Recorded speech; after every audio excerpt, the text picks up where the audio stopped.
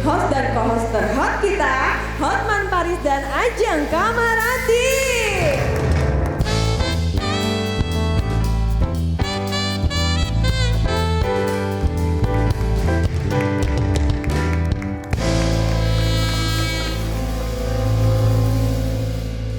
Selamat malam para pemirsa, ketemu lagi di Hot Room dengan Gus Hot dan Ajeng, only di Metro TV. Apa topik malam ini? Topik malam hari ini tentu saja pastinya banyak sekali pemirsa yang mengalaminya. Karena ini sesuatu yang mungkin kita alami sehari-hari, mungkin Anda pemirsa juga alami. Dan banyak sekali surat-surat yang memang sudah datang ke Hot Room untuk curhat.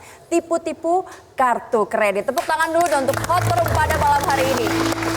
Nah, kita akan dengar nanti ada sejumlah narasumber, ada juga korban yang sudah kita panggil ke sini katanya mau curhat sama Bang Hotman. Boleh ya Bang ya? Boleh. Kita lihat dulu tayangan berikut ini sebelum kita mulai Hot Room pada malam hari ini.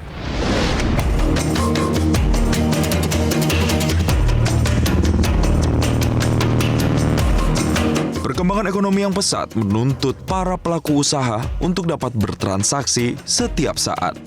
Pembayaran tunai dinilai telah ketinggalan zaman. Hadirnya sarana jual beli online menghadirkan perilaku bisnis yang serba praktis dan instan.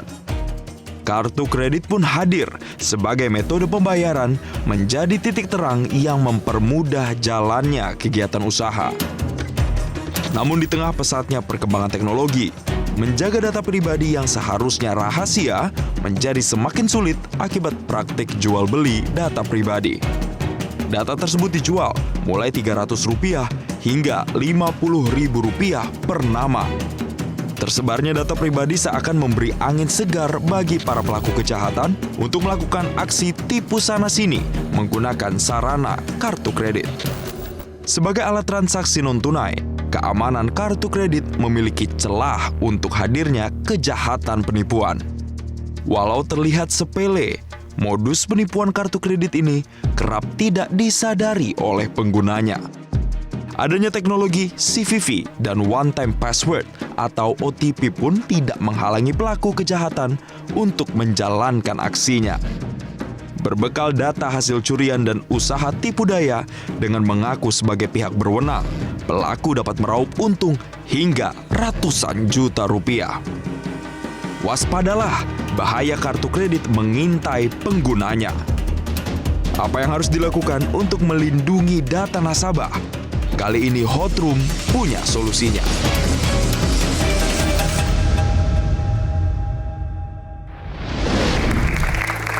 Korban atau pelapor pertama malam ini adalah Pak Bobi. Pak Bobi yang mana nih? Pak Bobi yang ini. Pak Bobi. Pak Bobi, boleh diceritakan pengalaman apa dalam bidang kartu kredit? Inti kasusnya gimana?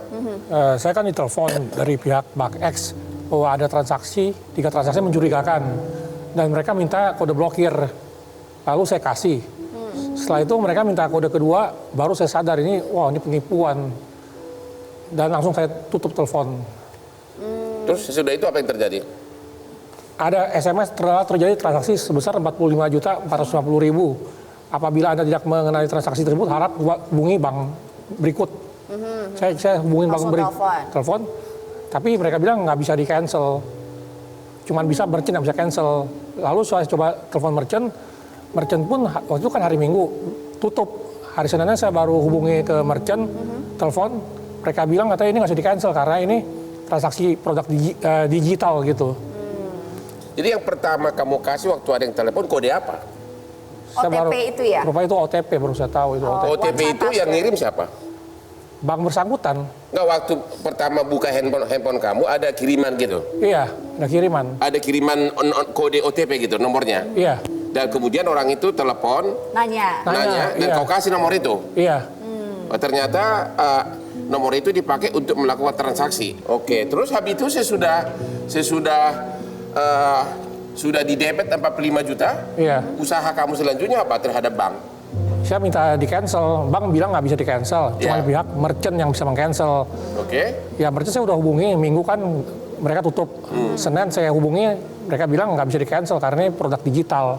Oke. Nah, Produk ya, digital maksudnya transaksinya dilakukan secara digital gitu? ya digital. Lalu saya datangin ke merchant tersebut, rupanya itu top up. Terus habis itu? Habis itu ya udah saya langsung lapor ke kepolisian. Oke. Terus sudah ada penyelidikan atau penyidikan? Sejauh ini gimana? Udah keluar yang terakhir SP2HP. Tahu siapa yang melakukan transaksi itu? Udah ketahuan identitasnya? Belum ketahuan.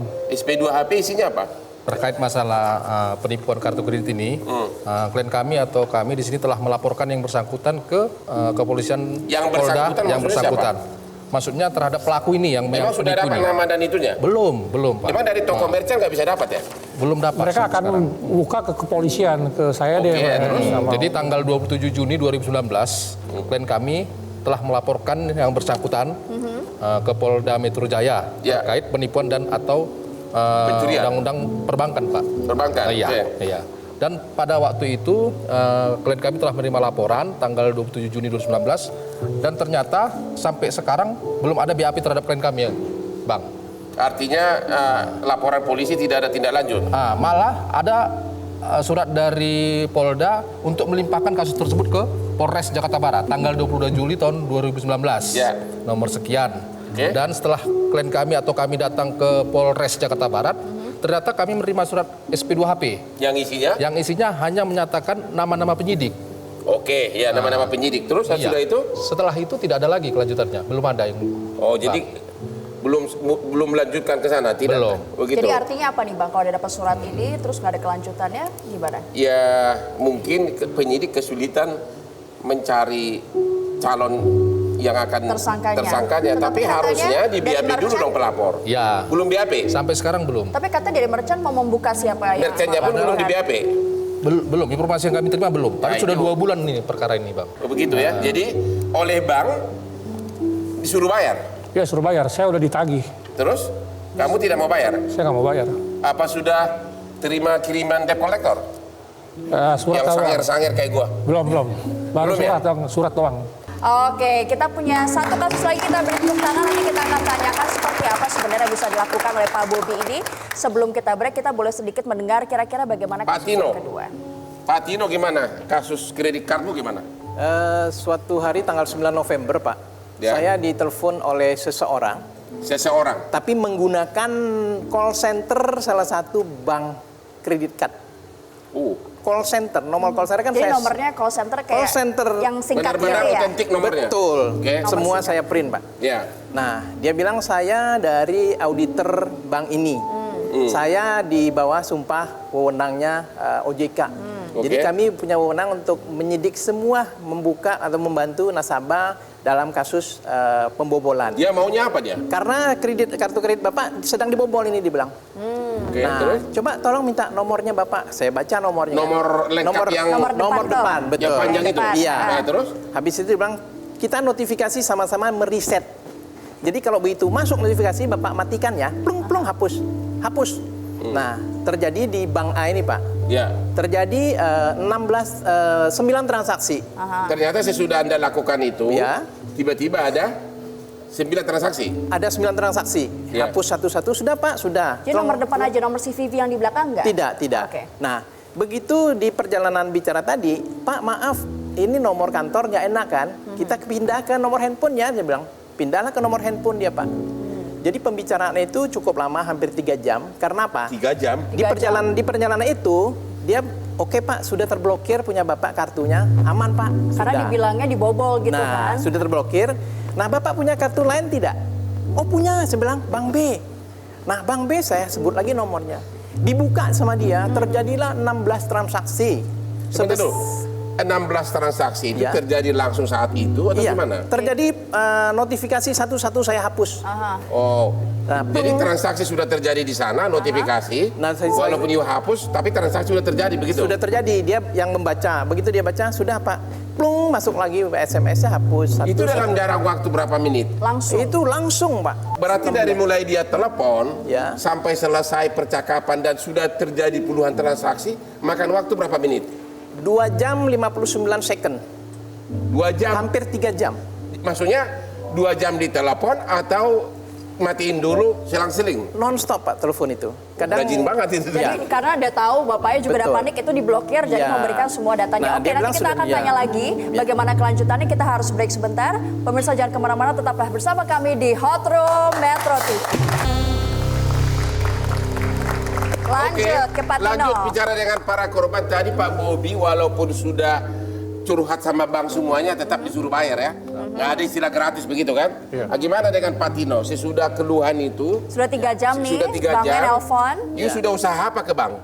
Ya, setelah itu saya sampai di rumah, saya konfirmasi dengan minta dibikin surat sanggahan. Malam itu juga saya bikin ke Anda Mandiri. sadar itu pembohongan, penipuan kapan? Tidak, saya hanya konfirmasi. Betul kan tadi katanya saya kalau yang satu bank A kan sudah diblokir, bank B kan belum. Saya telepon ke bank B. Oh Bapak bikin surat sanggahan, saya bikinlah surat sanggahan. Nah setelah itu ya sudah terjadi 47 juta sekian yang bank A dan bank B ini 57 juta lebih. Oke, terus Nah, sesudah sanggahan, Sanggahan boleh nggak usah bayar? Tidak, dia minta dibayar semua. Bank memberi hasil investigasi, Pak. Jadi dia rajin, dia telisik semua alamat di mana terkirim barang-barang itu. Oke. Ada semua. Dan bisa tahu nggak siapa yang melakukan dari hasil investigasi bank? Kelihatan, Pak. Dari Ini kelihatan. hasilnya ya? Ada hasil Oke, Ada semua. ya? Satu Ini- alamat apa banyak alamat, Pak? Ada di itu ada Pomering Oh iya, Ilir, rajin, ada di benar. Palembang. Oh, di Palembang, di mana-mana Isi ini. pulsa, ini isi pulsa paling banyak, Pak. Tapi di Palembang ya bisa Ya. kelihatan. Dan ini semua terjadi dalam 3 jam. Ya, Berapa transaksi? ini 16. 16 transaksi dalam tempo 3 jam. Ya. Terus lapor ke polisi nggak? Tidak, Pak. Kenapa? Saya inginnya ya bermusyawarah dengan pihak bank. Tapi pihak bank ini saya 2 kali ke banknya tidak diterima Jadi karena total kerugian kamu 2 bank tersebut berapa? 105.722.000. 105 juta Dalam waktu hanya 3 dalam jam. tempo Ya. 2 jam. 3 jam. Dan- Kita mau tanya dulu ke ahlinya nih. Sebentar. Ya, Sebelum masih ini ada kita ya? ada curhatan dari Oke. pemirsa. Jadi Duduk di dulu deh, samping Bang. 2 korban ada lagi ya? Banyak, Oke. karena Ya. pemirsa Hot Room ini pas tahu kita akan membahas tipu-tipu kartu kredit, langsung mereka banyak yang curhat, siapa tahu diundang ke Hot Room. Yang pertama ini ada Ibu Natalia, dia bilang dia ditelepon terus dia bilang, ini poinnya masih banyak, ada 3.200 poin. Kalau ditukar bisa bebas tagihan selama 3 bulan. Nah dia kan tertarik akhirnya kan. Akhirnya dia ditelepon lagi sama pelaku, coba diminta OTP-nya. Nah demi biar gak bayar tagihan 3 bulan untuk menukarkan poin, akhirnya dia ngasih OTP-nya ke pelaku. Alhasil jadilah banyak sekali transaksi seperti tadi bapak-bapak ini gitu. Yang kedua Pak Mario juga sama, jadi tiba-tiba dia di rumah ada 7 tagihan kartu kredit dari bank yang berbeda datang.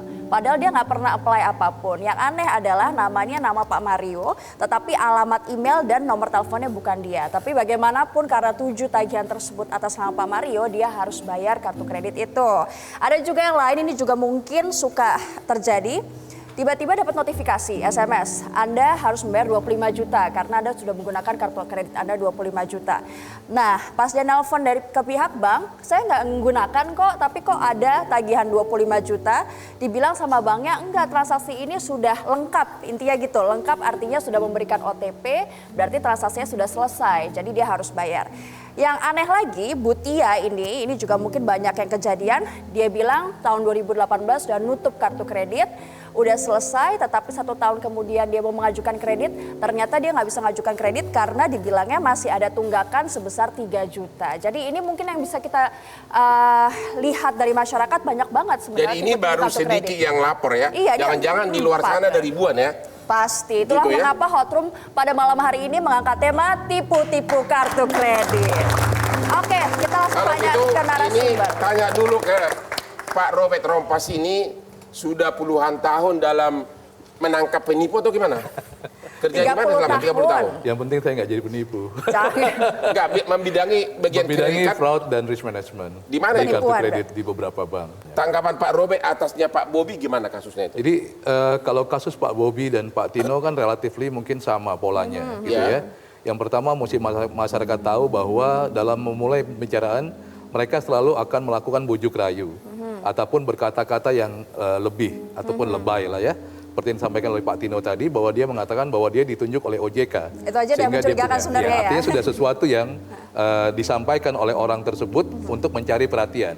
Nah kita sebagai masyarakat apabila menerima telepon seperti itu seharusnya kita aware juga. Nah yang aneh Pak Robert sebenarnya tadi Pak Tino mengatakan bahwa dia menerima teleponnya itu nomornya nomor call center, benar ya Pak Tino ya? Nomor resmi dari bank tersebut. Seakan-akan resmi lah call center gitu. Ya, gimana itu direkayasa Pak? Iya, jadi apa namanya mungkin yang muncul di teleponnya Pak Tino itu adalah nama bank tersebut. Ya saya nggak tahu apakah nomornya sama, tapi adalah nama bank yang muncul di dalam Meyakinkan pokoknya, layarnya Pak Tino tersebut sebagai incoming call. Sepengetahuan saya itu ada di beberapa App Store ataupun Play Store. Itu namanya adalah satu software, namanya adalah fake caller ID, di mana kita bisa melakukan perubahan-perubahan nomor dengan menggunakan nama siapa saja, memasukkan nomor tersebut. Misalnya saya mau sebut Hotman Paris gitu, saya masukin ke sana dan keluar ada nomor Hotman Paris. Kok bisa gitu? Jadi masyarakat bisa tahu, kayak kita kan nggak tahu, ini kayaknya meyakinkan banget. Betul. Nah, jadi untuk menginvestigasi atau melakukan, memberitahukan bahwa apa yang tadi disampaikan oleh Bobby dan Pak Tino, jelas-jelas mengatakan bahwa mereka menyatakan dirinya sebagai pegawai bank dan ingin melakukan sesuatu. Bahkan ada yang menyampaikan auditor yang disumpah. Itu sesuatu yang menurut saya sudah sangat berlebihan. Ya, karena biasanya staf bank tidak akan gitu melakukan kan. hal seperti itu. Ya. Betul. Nah, selanjutnya apa yang mereka inginkan adalah mereka mendapatkan nomor OTP. OTP seperti disebutkan oleh Bang Hotman tadi adalah one time password itu, di mana OTP tersebut digunakan untuk melakukan transaksi, itu di dalam melakukan transaksi yang menggunakan internet. Nah, jadi sekarang ini kan kita sudah masuk era digital. Semuanya bertransaksi itu lewat era internet. Tidak lagi ada face-to-face transaction, itu sudah menjadi jarang. Dan saat ini sudah kebanyakan bermain di internet. Yang dikejar adalah OTP tersebut untuk meluruskan transaksi yang dilakukan. Dan berapa lama toko mau nunggu gitu kan? Si penipu kan harus hubungi dulu si pemegang kartu. Jadi artinya bahwa paling lama itu mungkin 5 menit, itu biasanya mereka kalau seandainya nomornya tidak digunakan setelah 5 menit, maka nomor tersebut menjadi hangus. Kalau digunakan berarti tidak bisa melakukan transaksi lagi. Jadi itu satu macam kunci ataupun password untuk melakukan transaksi di sisi e-commerce. Itu yang dikejar oleh mereka. Jadi suatu transaksi dibilang lengkap atau komplit apabila OTP sudah dimasukkan. Ya, artinya bahwa semua transaksi itu memerlukan nomor kartu, masa berlaku kartu, ada nomor di belakang kartu itu ada namanya CVC ataupun CVV untuk Visa, CVC untuk Mastercard. Setelah itu dikirimkan tambahan lagi kunci adalah OTP tersebut. Berarti kalau sudah dikirim ke toko e-commerce, pemilik kartu udah nggak bisa bantah lagi? Satu sisi bank pasti akan mengatakan bahwa transaksinya sudah selesai. Dan itu adalah bahwa transaksi yang dilakukan oleh si nasabah sendiri. Benar, lu bayar deh gitu kan? Ya, jadi sekarang boleh ngeles lagi itu menjadi beban Anda lah seolah-olah seperti itu. Oke, pertanyaan selanjutnya mungkin pertanyaannya adalah tanggung jawab siapa? Nah, untuk menjawab ini kita break sebentar, kita akan tanya ke ahli hukum setelah jeda pariwara berikutnya. Tetaplah bersama kami di Hot Room Metro TV.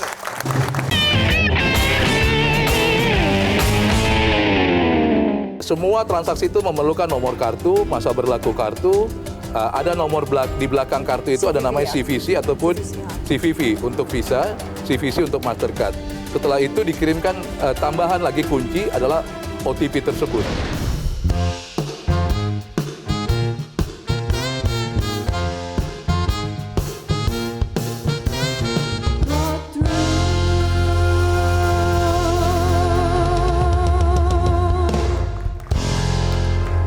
Ya pemirsa, mungkin di segmen sebelumnya tadi Anda sudah mendengarkan sejumlah kisah tentang penipuan kartu kredit. Dan kami, tim Hot Room juga sudah menyiapkan agar Anda tetap waspada dengan sejumlah modus dari penipuan kartu kredit. Ada sejumlah modus yang Anda harus waspadai.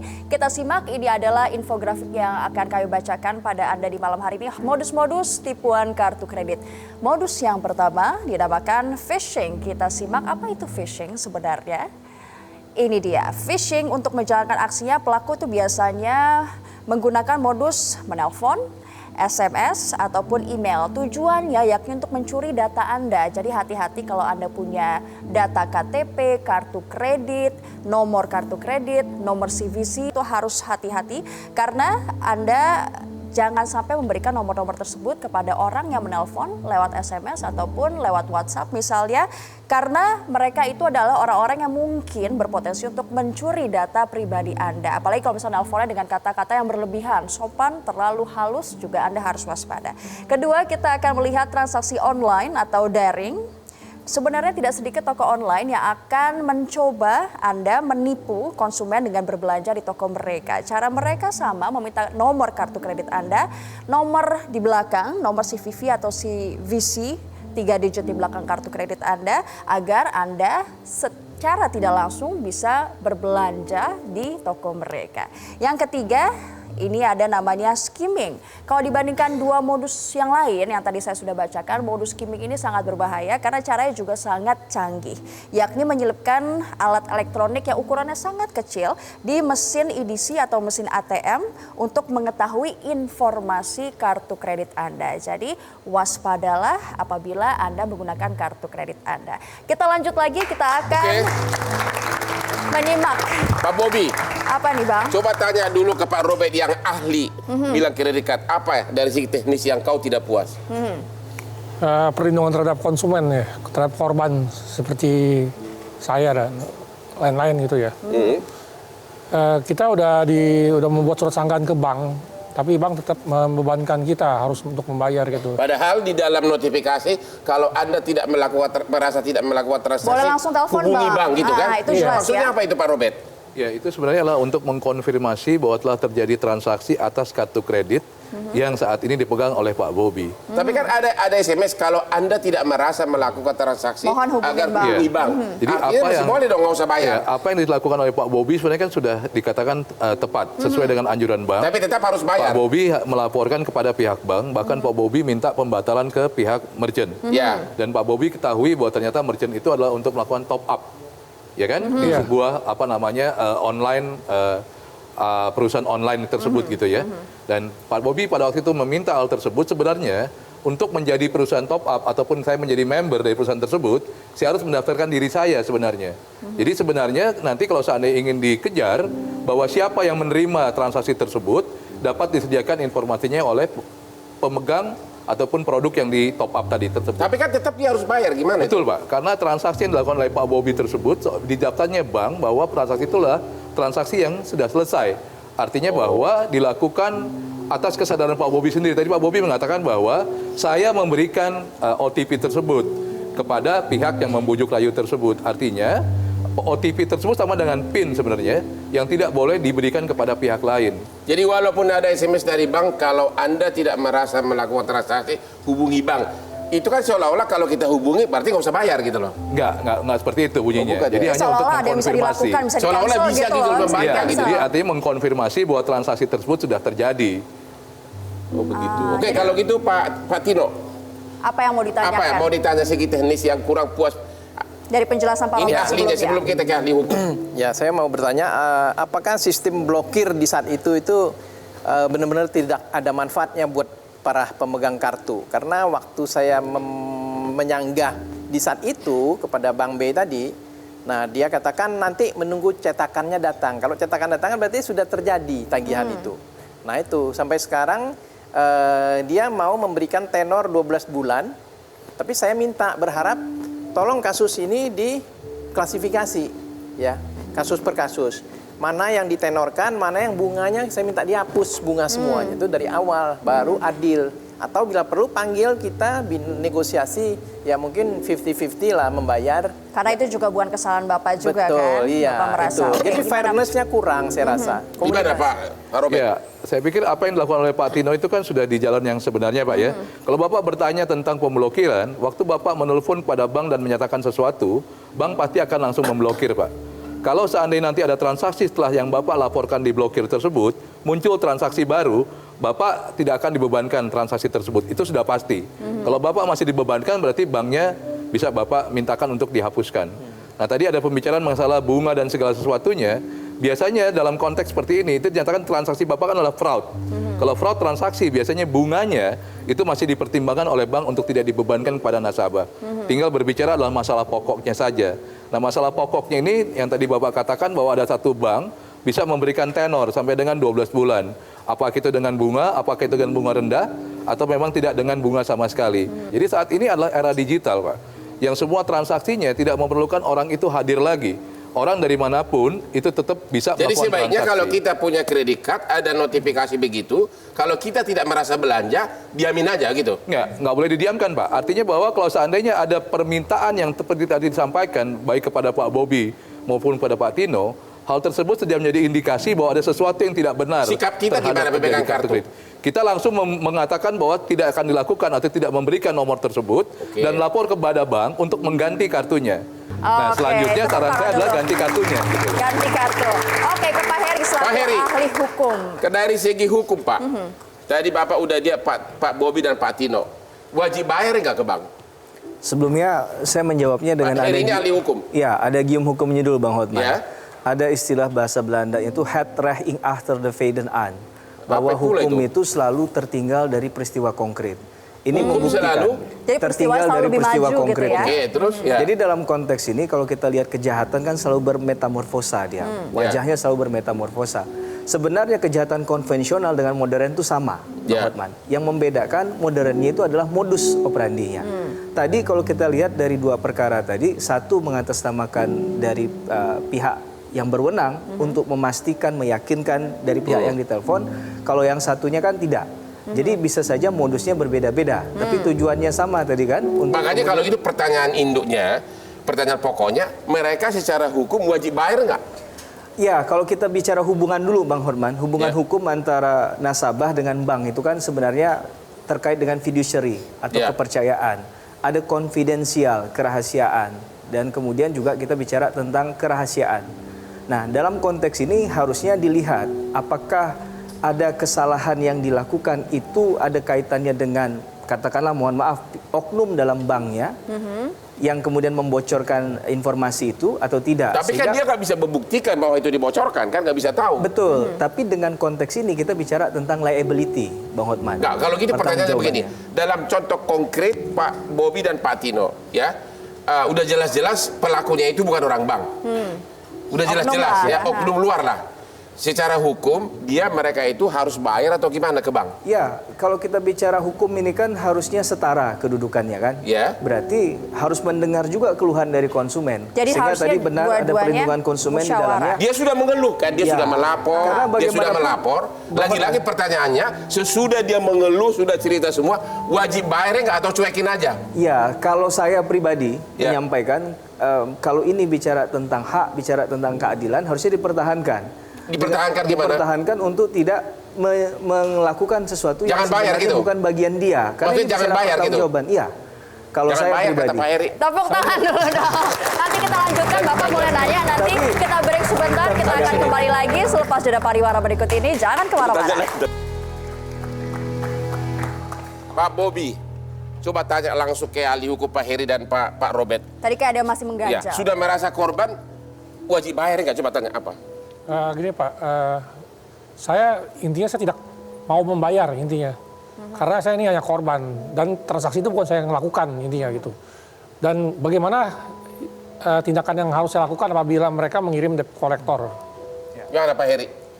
Ini memang sesuatu yang sangat mungkin terjadi ya. Ya. Karena bicara tentang resiko, tentunya resikonya nggak ada yang mau menanggung. Kadang dikembalikan dengan si konsumen tadi. Nah itu undang-undang perlindungan konsumen Jadi sebaiknya bicara di sikap situ. dia bagaimana? Menghindar dari debt collector, Kalau pindah kita kos atau bicara gimana? debt collector juga masih banyak pertentangan Bang Hotman. Ya. Karena undang-undangnya, landasan hukumnya, payung hukumnya belum ada yang mengatur khusus terkait hal debt collector. Sehingga yang Bapak bisa lakukan ya tetap saja melakukan aktivitas seperti biasa. Kalau seandainya dalam melakukan tugas debt collector tadi ada tindakan-tindakan yang masuk ke ranah pidana, Bapak bisa sampaikan ke aparat penegak hukum yaitu pihak kepolisian. Intimidasi dan lain sebagainya itu tidak boleh dilakukan. Kalau gitu, Pak Robert, kalau penerbit kredit card itu bank besar, mungkin nggak dia akan melakukan tindakan hukum atau lama-lama dibiarin akhirnya ya udah deh nggak usah bayar deh gitu loh. Gimana? Mungkin. Pengalaman Bapak gimana? Enggak, kalau menagih dia akan terus menagih. Ya. Karena masalahnya kan belum selesai dianggapnya oleh bank. Sehingga bank akan terus mengirimkan tagihannya. Baik lewat billing statement maupun lewat email. Itu Kalau akan dicuekin terus dikirim. bagaimana resikonya? Ya, satu Tagihannya sisi nambah. bahwa bunganya akan terus meningkat seolah-olah di sana.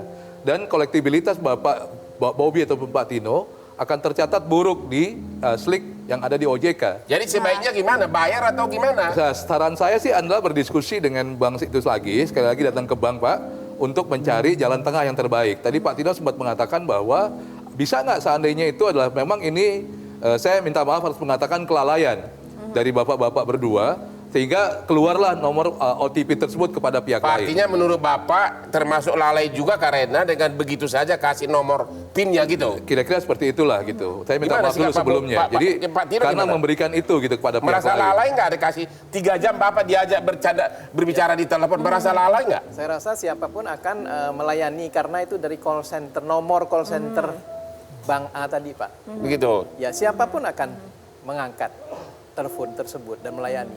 Ya yang Bapak tangani sampai sekarang belum BAP ya? Saya baru interview doang dengan kepolisian. Klarifikasi? Udah tanda tangan berita acara klarifikasi? Udah. Sudah, tapi belum sampai ke penyidikan. Ke penyidikan maksudnya untuk Ini kan baru penyelidikan. Ya. Belum ada misalnya panggil calon tersangka, belum ada. belum.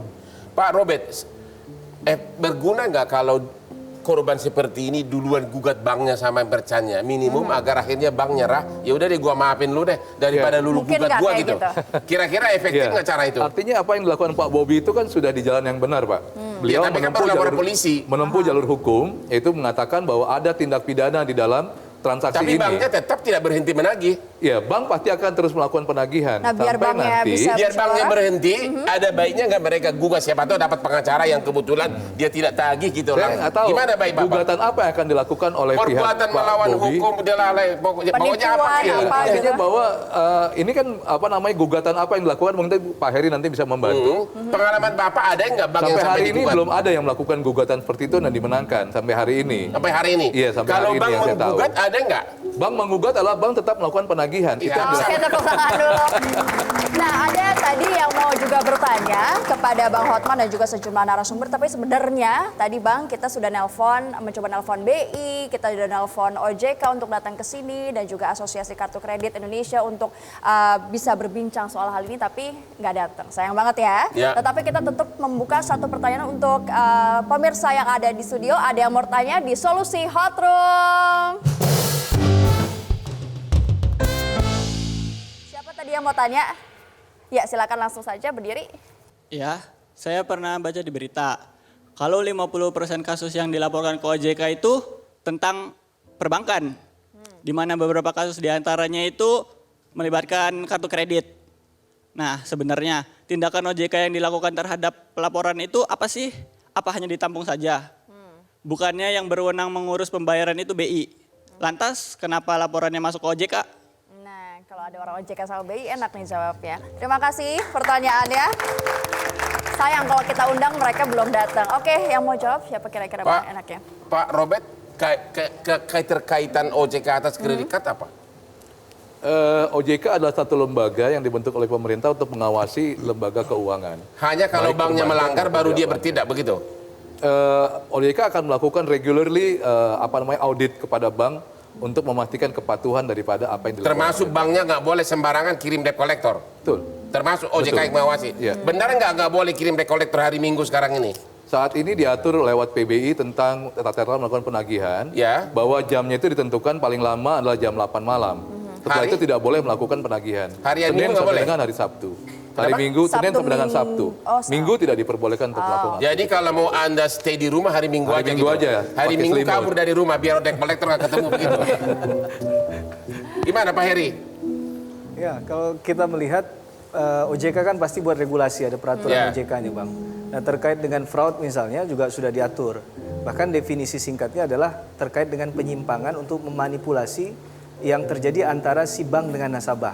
Sehingga ada orang lain yang diuntungkan dari hal itu. Nah, bicara dalam konteks itu OJK masuk. Jadi sebenarnya tidak salah kalau dalam proses tadi OJK terlibat. Oke. Oke. Kalau gitu setuju nggak Pak Heri sama Pak Robert? Telepon apapun masuk, kalau Anda merasa tidak melakukan transaksi kredit card, mendingan diam dulu begitu? Iya, kalau memang itu kita khawatir untuk selanjutnya, tolong lapor di bank. Kalau menyangkut kartu kredit, minta diblokir dan diganti. Semua handphone kita saat ini tersambung dengan rekening kita di perbankan. Ya. Jadi setiap transaksi itu nanti akan menggunakan telepon kita. So, jadi kalau seandainya ada telepon kita pernah hilang, kartunya dan segala macam, itu sebaiknya laporkan ke bank. Karena kalau seandainya ini kartu ini dinyatakan tidak aktif, tiba-tiba provider melakukan recycling dan itu dijual kepada pihak yang lain, maka notifikasi itu akan muncul di Kartu telepon lain. pihak lain. Yang nomor lain dipegang orang lain. Iya, itu harus hati-hati kita. Nah, memang kesimpulan dalam transaksi seperti ini di perbankan itu nggak cukup sendirian, karena harus juga melibatkan masalah provider daripada telepon maupun merchant agregator. Kita dikatakan bahwa untuk membatalkan transaksi itu perlu dilakukan effort dari merchant agregator, sehingga kalau terjadi sesuatu pembatalannya bisa dilakukan secara langsung. Yang berikutnya adalah di Indonesia sudah tersedia teknologi yang sangat canggih. Semua transaksi itu bisa dikenali lewat wajah saja ataupun sidik jari. Namanya face recognition yang menggunakan biometric verification service. Dan itu sudah ada gitu digunakan di hampir semua lembaga keuangan saat ini. Dan harapannya ke depan apabila itu diterapkan di lembaga keuangan, maka sistem yang namanya fraud dan segala sesuatunya itu bisa kita kurangi. Oke, itu jelas sekali. Sekarang kita langsung ke Pak Heri, singkat saja Pak kesimpulannya. Ya, menurut saya yang dilakukan adalah jika menerima telepon seperti itu, konfirmasi secara formal langsung ke banknya. Jadi jangan memberikan data informasi apapun ketika memang Maka data diminta jangan kasih. Dan harapan gitu kita ya. ke depan, pihak perbankan ini melakukan dan memajukan sistem otorisasi bertingkat. Jadi bisa saja kalau memang ini suspicious transaction, kayak tadi kasusnya Pak Tino ya, ada beberapa kali transaksi dalam waktu yang berdekatan, itu kan sesuatu yang harusnya mencurigakan. Nah itu sebenarnya bagaimana kemudian jaring pengamannya dibuat oleh tim perbankan tadi itu teguran juga bagi pihak bank. Oke, kita dengarkan harapan dari kedua belah pihak. Harapan Bapak gimana? Nggak usah bayar atau gimana gitu loh? Ya, saya tetap nggak mau bayar intinya. Nggak mau bayar? Dan saya minta pihak kepolisian bertindak cepat ya, semoga kasus saya Ini polisi mana ini? Polres Jakarta Barat. Oke, selanjutnya Pak Tino, singkat saja harapannya seperti apa? Saya belum, Pak. Ya, pertama saya pikir harus melakukan investigasi, Bang. Kenapa Bank B bisa, Bank A tidak bisa tadi? Oke, harus ada sistem yang sama Jadi lah ya pembeli antar itu bank siapa ya. dikirim kemana tahu. Kedua, saya tidak mau membayar Bank A karena apa? Karena saya merasa itu telepon masuk dari nomornya Bank A itu. Nah, kalau Bank B, saya rasa hasil investigasi itu cukup fair dan dia menawarkan tenor 12 bulan. Oke, saya bilang tanpa bunga ya. Sekarang sedang diproses. Oke, terima kasih. Semoga ini juga didengarkan. Terakhir dari Bang Hotman, silakan. Kalau mempunyai kredit card, saya sudah sepaham dan sependapat dengan Bapak Robert tadi, yaitu setiap ada notifikasi jangan langsung gegabah kasih nomor, itu yang paling utama, ya, dan segera blokir, itu yang paling aman, ya, karena begitu nomor PIN-nya atau nomor apa tadi, OTP sudah dikasih, memang secara hukum Anda dianggap sudah melakukan transaksi Secara lengkap. secara hukum, sehingga bank dianggap tidak salah karena Anda yang membocorkan nomor PIN-nya tersebut. Kan menjadi pertanyaan kan, kalau Anda merasa tidak melakukan transaksi, kenapa Anda begitu gegabah kasih nomornya, begitu kan? Jadi memang ada juga kelemahannya dari pihak nasabah juga. Kelalaian ya Bang berarti. Kelalaian. You tidak merasa melakukan transaksi, kenapa lu kasih nomor? Harusnya kan ditolak kan, begitu kan? Ya pemirsa, dan itulah akhir dari Hot Room kita pada malam hari ini. Akhir kata saya Ajeng Kamarati dan Gus Lora Hotman Paris. undur diri, terima kasih dan sampai jumpa minggu depan.